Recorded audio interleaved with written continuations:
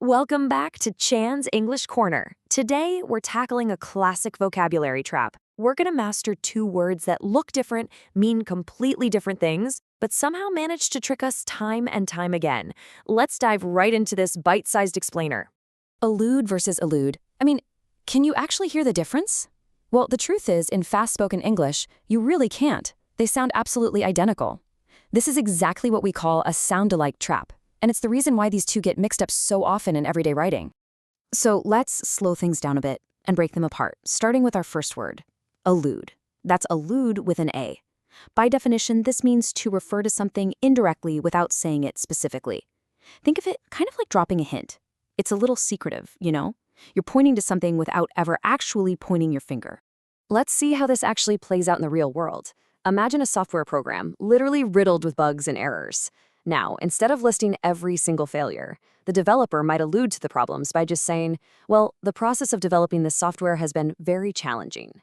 Or, say someone just got a massive promotion. They might allude to it by saying they're pretty happy about recent events at work, right? They didn't brag, they didn't state it outright. They just quietly alluded to it.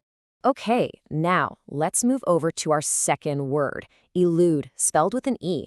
Notice the shift here. To elude means to avoid or escape from something. A fantastic trick to remember this one, elude starts with an E, and so does the word escape. Simple as that. Now, the crucial thing to keep in mind is that this escape can happen in two distinct ways. First, physical.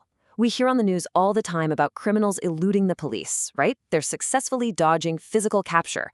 But it can absolutely be a mental escape, too. Have you ever studied for hours, yet the right answer continued to elude you? Or maybe you felt like you tried and failed so many times that success just seems to elude you entirely? That's when something completely escapes your understanding or grasp. Let's put them side by side to create your ultimate mental screenshot. On the left, we've got allude with an A, making an indirect reference or dropping a hint. On the right, we have allude with an E, to avoid or escape.